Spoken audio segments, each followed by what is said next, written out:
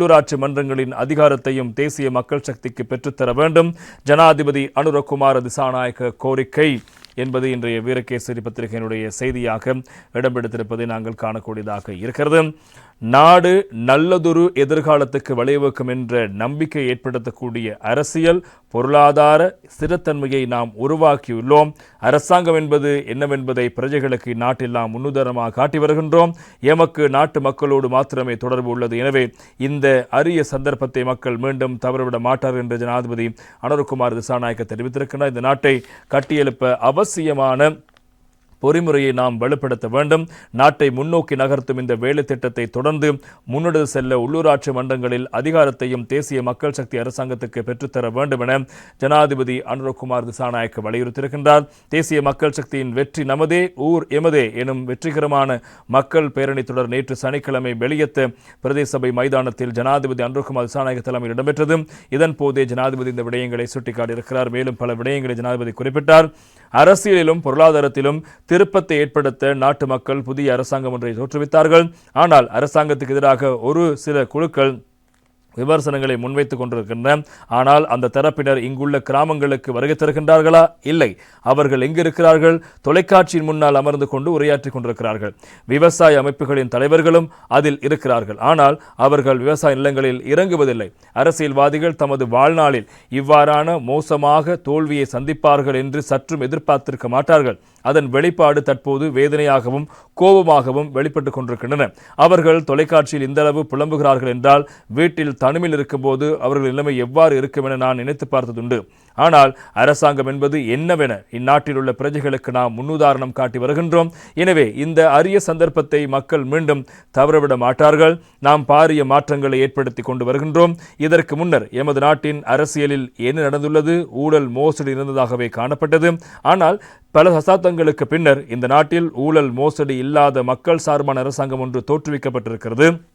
நாம் மக்கள் பணத்தை கொள்ளையடிக்கவில்லை என எம்மால் நெஞ்சை நிமிர்த்தி தைரியமாக கூற முடியும். பிழையான பாதையில் சென்று கொண்டிருந்த நாட்டின் பொருளாதாரத்தை எம்மால் சரியான பாதையில் உறுதியாக முன்னோக்கி கொண்டு செல்ல முடிந்திருக்கிறது. பொருளாதாரத்தில் பல விடயங்களில் எம்மால் உறுதித்தன்மையை பேண முடிந்திருக்கிறது. ஆனால் 2.5 வருடங்களுக்கு முன்னர் எமது நாட்டின் பொருளாதாரம் எவ்வாறு இருந்தது என்பதை சிந்தித்து பாருங்கள். எனினும் நாம் நாடு வங்குரோத்து நிலையிலிருந்து ஸ்திரமான பொருளாதாரத்தை நோக்கி பயணிப்பதற்கான வழியை ஏற்படுத்தி கொடுத்திருக்கின்றோம். நாட்டை வங்குரோத்து அடைய செய்தவர்கள் மீண்டும் அரசாங்கத்தை சாபிக்கப் போவதாக கூறுகிறார்கள்.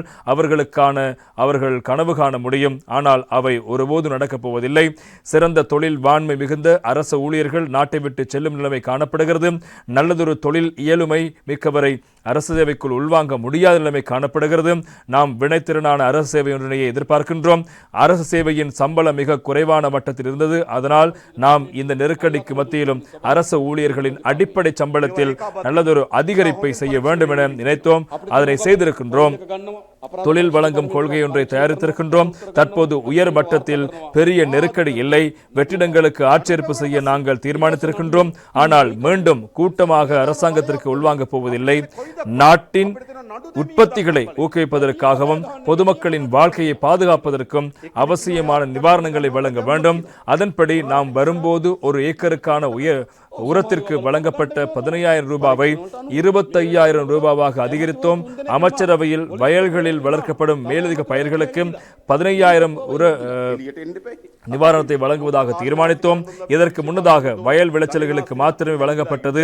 வயல்களில் வளர்க்கப்படும் மேலதிக பயிர்களுக்கு நாம் உர நிவாரணத்தை வழங்க நடவடிக்கை எடுத்திருக்கின்றோம். அஸ்வசிம வேலைத்திட்டத்திலிருந்து விடுவிக்கப்படவிருந்த 8 லட்சம் குடும்பங்கள் மீண்டும் அஸ்வசிம திட்டத்துக்கு தக்க வைக்க நடவடிக்கை எடுத்திருக்கின்றோம்.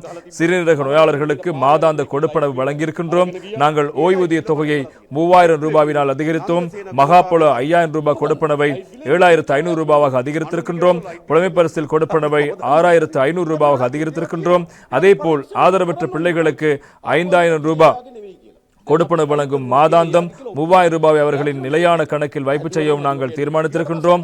அந்த ஆதரவற்ற பிள்ளைகளின் திருமணம் ஆகின்ற போது கொடுப்பனவை, குறிப்பாக பெண் பிள்ளைகள் திருமணம் செய்கின்ற போது அவர்கள் வீடொன்றை கட்டிக்கொள்ள 10 லட்சம் ரூபாவை பெற்றுக் கொடுப்போம். இல்லாவிட்டால் அவர்கள் யார் கவனிப்பது அவர்களை? எனவே பாலர் பாடசாலை மாணவர்களுக்கு 60 ரூபாவாக இருந்த உணவு கொடுப்பனவை 100 ரூபாவாக அதிகரித்தோம். எனவே உள்ளூராட்சி மன்றங்கள் மத்திய அரசாங்கத்தினால் ஒதுக்கப்படும் நிதியை முறையாக முகாமித்துவம் செய்து அதனை பிரதேச சபைகளுக்கு வழங்க வேண்டும். எனவே இதற்கு எமது பிரதேச சபைகளிலும் நகர சபைகளினதும் அதிகாரம் தேவை. அதை வேறு தரப்பினருக்கு கொடுப்பதால் பயனுள்ளதா? எனக்கோ அரசாங்கத்தின் எந்த ஒரு அமைச்சருக்கோ தனிப்பட்ட லட்சியங்கள் இல்லை. எமது அதிகார தரப்பு மக்களுடைய பணத்தில் ஒரு சதத்தையேனும் திருடமாட்டார்கள் என்பதை நான் உங்களுக்கு உறுதியளிக்கின்றேன்.